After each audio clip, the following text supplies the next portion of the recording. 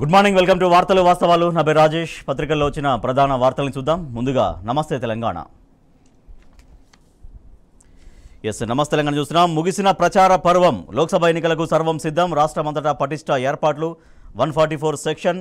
జెండాలు, బ్యానర్లు, లౌడ్ స్పీకర్లు, బల్క్ ఎస్ఎంఎస్లపై నిషేధం. పత్రికల్లో ప్రకటనలకు ఎంసీఎంసీ అనుమతి తప్పనిసరి. రాష్ట్ర ఎన్నికల ప్రధాన అధికారి వికాస్ రాజ్ స్పష్టీకరణ చేశారు. నిన్న సాయంత్రం ప్రచార పర్వం ముగిసింది. రేపు ఉదయం 7 గంటలకు పోలింగ్ మొదలు కాబోతుంది. మొత్తం దానికి సంబంధించినటువంటి ఏర్పాట్లన్నీ కూడా కంప్లీట్ అయ్యాయని ఎన్నికల ప్రధానాధికారి వికాస్ రాజ్ వెల్లడించారు. ఈవీఎంల వాహనాలకు జీపీఎస్ సిస్టమ్ ఉంటుందని చెప్పారు. జూన్ 1న సాయంత్రం ఎగ్జిట్ పోల్ ఫలితాలు రిలీజ్ చేసుకోవచ్చు. కానీ అప్పటిదాకా ఎటువంటి ఎగ్జిట్ పోల్స్ పైన మాత్రం ఎలక్షన్స్ని ప్రభావితం చేసే విధంగా ఎగ్జిట్ పోల్స్ ముందే రిలీజ్ చేయకూడదని స్ట్రిక్ట్గా ఆర్డర్ చేశారు ఆయన. 1,00,000 మందితో బందోబస్తు. లోక్సభ ఎన్నికలకు భద్రతా కట్టుదిట్టం. డీజీపీ ఆఫీసులో సెంట్రల్ కంట్రోల్ రూమ్. మార్చి 16 నుంచి స్వాధీనం చేసుకున్న సొత్తు 186 కోట్లు. 8,823 ఎఫ్ఐఆర్లు. 34,526 మంది బైండ్ ఓవర్ అయినట్టుగా డీజీపీ వెల్లడించారు.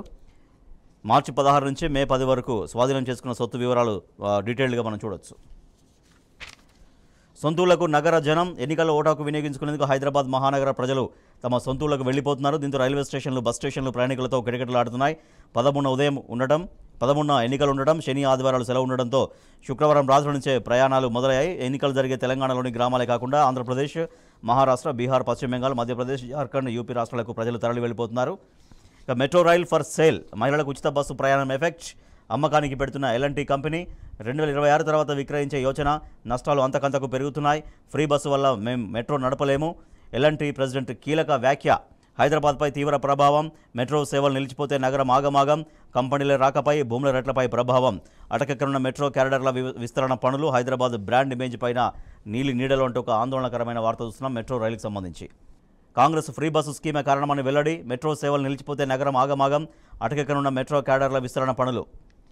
మెట్రో నిలిచిపోతే ట్రాఫిక్ నరకం మరింతగా పెరిగే అవకాశం ఉంది. ఇప్పటికే మెట్రోలో కొన్ని లక్షల మంది ప్రయాణం చేస్తున్నా కూడా హైదరాబాద్లో ట్రాఫిక్ అనేది అలాగే ఉంది. బట్ అది మెట్రో ఆగిపోతే కనుక, మెట్రో సేవలు నిలిచిపోతే, మెట్రో సేవలు తగ్గిపోతే ట్రాఫిక్ నరకప్రాయంగా మారే ప్రమాదం ఉందని ఈ వార్త మనం చూస్తున్నాం. 5 నెలల్లో ఎంత పని అయిపోయా? వడ్ల తూకంలో జాప్యంపై రోడ్డెక్కిన రైతులు. 8 క్వింటాల జొన్నలే కొంటున్నారు అనేది ఒక వార్త చూస్తున్నాం. రైతుల నుంచి 15,000 కోట్ల లూటీ అనే వార్త కూడా చూస్తున్నాం. రోడ్లకు నిధులు తక్కువ, వసూళ్లు ఎక్కువ.